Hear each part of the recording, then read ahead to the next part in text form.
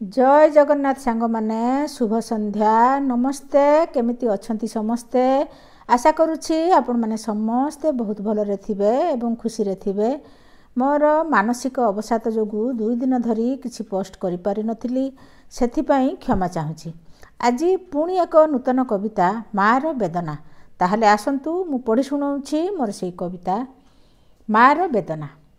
माँ तो बुझेना छलनार भाषा अंतरता भरा स्नेह सेवा केमिति बुझिब छुआर अभिनय एहा कुह मानि जाए तेणु सबु कथा तार हेई थाउ जेते मिछ काहींकि ना माँ ममता सर्वदा होई थाए परा स्वच्छ जेते कष्ट छुआ देले देउ पछे बदली जाएनी माँ बंची थिबा जाए सबु बेले सिए होई थाए तार साहा एमितिका किछि अछंती भी माँ भाबिले लागे जब भाषा भी पाउनी अभिधान रे मु देबाकु ताकु जवाब केमिति के जानी एमिति निष्ठुर होई जाई अछि सिए जानी छकी सांग माँ भी एमिति होई पारंती कि किए काहींकि विधाता करुछि एमिति पारु नाही जमा जानी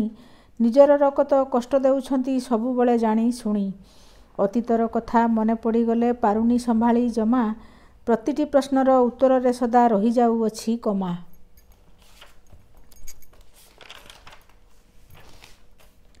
पूर्णछेद केबे पड़िबो से कथा पारु नाही जमा भाबी देखि कांदुअछि नीति सकाळे बापांकर सेई छवि केते स्नेहरे पालिथिले सिए भाबुअछि सेई कथा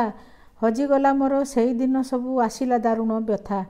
एई सबु कथा राति दिन बसी करुअछि खाली चिंता शेष हेबो नाही आउ केबे एहा जळिबा जाए मो चिता मार आशीष छुआ पाई सदा होई थाए धन्वंतरी शुभ मनासी से छुआ पाई सदा जाई थाए दिने मरी मोर एई लेखा केमिति लागिला कहिबे सांग मो हर करिदेबे पुणी सब्सक्राइब सबु लाइक आउ शेयर। लेखिका सुरभि राणी पुकुन रहिली नमस्कार।